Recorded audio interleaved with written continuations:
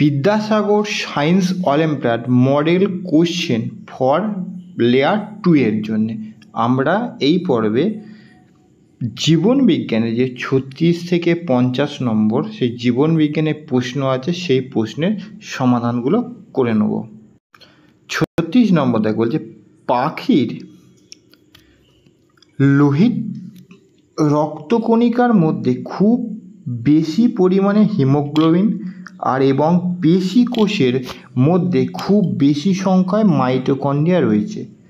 তুমি কিভাবে এই ঘটনাটি ব্যাখ্যা করবে? এ অপশানে দেওয়া আছে অনেক ওপরের বাতাস যেখানে পাখিরা ওড়ে সেখানে তাপমাত্রা অনেক কম, এ। তারপরে বি সি ডি কী দেওয়া আছে দেখো, বি দেওয়া আছে পাখিদের ওড়ার জন্যে বিরাট পরিমাণে শক্তির প্রয়োজন, পাখিদের শরীরের তাপমাত্রা অন্যান্য প্রাণীর তুলনায় বেশি, আর দিয়ে দিয়েছে পাখিদের ওড়ার জন্য তাদের বায়ুথলিতে অতিরিক্ত অক্সিজেন প্রয়োজন। তোমরা করবে 36-এর ডি অপশানটা করবে সঠিক।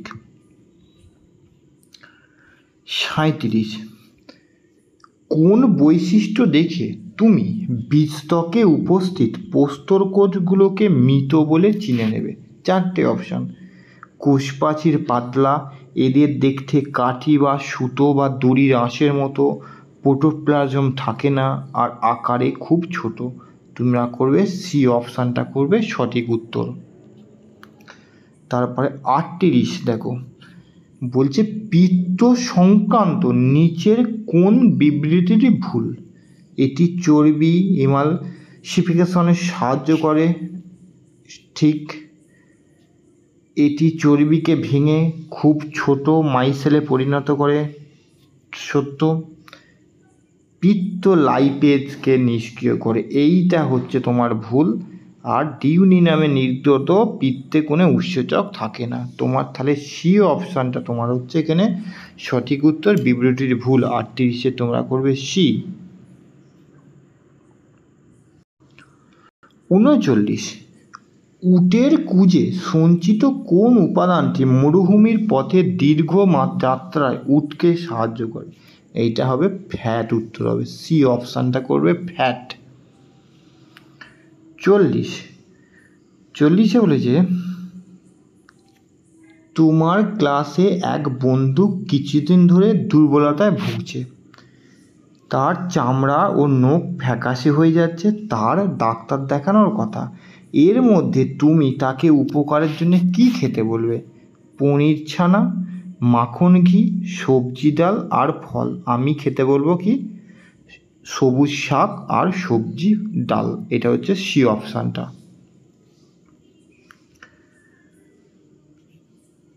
41 পেনিসিলিন বিষয়ে কোন কোন কথাটাই সঠিক?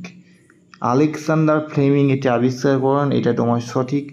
পেনিসিলিন রুমেন্স এটি থেকে আবিষ্কার করেন, এটা সঠিক। আর 1928 সালে এটি আবিষ্কৃত হয়, এটি সঠিক। আর এটি ভাইরাস মেরে ফেলে, এটা সঠিক নয়। তাহলে তোমার দেখো 1, 2, 3 হচ্ছে সঠিক। তোমার দেখো এ অপশানে দেওয়া রয়েছে, দেখো। তারপরে নিম্নলিখিত কোনটি অন্তঃকরা গ্রন্থি মস্তিষ্কে অবস্থান করে? সেটা দেখো থাইমাস, পিটুইটারি, থাইরয়েড আর প্যারাথাইরয়েড। তোমরা করবে বি অপশানটা পিটুইটারি। 43-এ বলেছেন মিষ্টি জলে বসবাসকারী প্রাণীরা কেন সমুদ্রের জলে বেশিক্ষণ বেঁচে থাকতে পারে না? নাইট্রোজেনের মাত্রা পরিবর্তনের কারণে, তাপমাত্রা পরিবর্তনের কারণে, আলোর তীব্রতা পরিবর্তনের কারণে, অভিশবনজনিত সমস্যার কারণে। ডি অপশানটা করবে 43-এর সঠিক উত্তর। 44 আরও একটি সহজ প্রশ্ন। তুমি একটি সার কারখানায় গিয়ে জানলে যে সার সেখানে তৈরি হয় 3টি মৌল উপাদান সমৃদ্ধ, তার মধ্যে 2টি উপাদান, একটা নাইট্রোজেন একটা পটাশিয়াম। তৃতীয় মৌল উপাদান কোনটা? জিঙ্ক দস্তা, মলিবডিনাম, ফসফরাস আর নিকেল। তোমরা করবে সি অপশানটা ফসফরাস। তারপরে 45 বলেছে বায়ুমণ্ডল খুব বেশি পরিমাণে বায়ুমণ্ডলে কার্বন ডাইঅক্সাইড থাকা ক্ষতিকারক, কিন্তু বাতাসে অল্প পরিমাণে কার্বন ডাইঅক্সাইড থাকা আসলে খুব প্রয়োজনীয়। বলতে পারো কেন? CO2 ভেঙে O2 দেয়। CO2 আমাদের বেঁচে থাকার জন্য বায়ুমণ্ডলকে যথেষ্ট উষ্ণ রাখে। গাছের শ্বাস প্রশ্বাসের জন্য CO2 প্রয়োজনীয়। আর CO2 বায়ুমণ্ডলের একটি স্তরে প্রতিরক্ষামূলক স্তর তৈরি করে। এখানে বি অপশানটা করবে 45-এর সঠিক উত্তর। তারপর হচ্ছে 46 একটা নিচের ছবিতে দেখানো রোগ লক্ষণের অন্তঃক্ষরা গ্রন্থিটি সম্পর্কে গ্রন্থিগুলির বৃত্তে দেখো। এখানে দিয়ে যে চোখে গলগণ্ড যে রোগ, সেটা কাতে কী হয়েছে? গলা থেকে। তোমরা এই বি অপশানটা করবে 46-এর সঠিক উত্তর। 47 বলছে অতীতে মানুষের ক্রিয়াকলাপের কারণে প্রবাল প্রাচীর মারাত্মক ক্ষতিগ্রস্ত হয়েছিল, তবে প্রবাল প্রাচীর স্বাস্থ্য পুনরুদ্ধার করার চেষ্টা কিছুটা হলেও সফল হয়েছে। এই পদক্ষেপ এত জরুরি কেন? প্রবাল প্রাচীর সামুদ্রিক জীববৈচিত্র্য বজায় রাখে। প্রবাল প্রাচীর সমুদ্র জলের অম্লতা বজায় রাখে।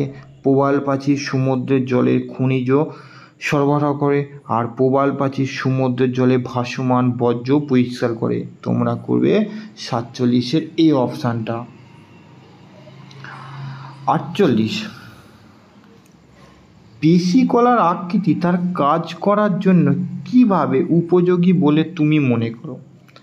হাড়ের ওপর আরও ভালোভাবে লেগে থাকতে, দরকারি অক্সিজেন ও খাদ্য কোষের মধ্যে দ্রুত ছড়িয়ে দিতে, আর পেশিকে ভালোভাবে রক্ত সঞ্চালন করতে, আর সহজে সংকোচন ও প্রসারণ করতে। 48-এর ডি অপশানটা করবে সঠিক উত্তর। 49 কোনটি খাদ্য শৃঙ্খলের সঠিক? ফাইটোপ্ল্যাঙ্কটন, জুপ্ল্যাঙ্কটন, ছোট মাছ, বড় মাছ, মানুষ। জুপ্ল্যাঙ্কটন, ফাইটোপ্ল্যাঙ্কটন, ছোট মাছ, বড় মাছ, মানুষ।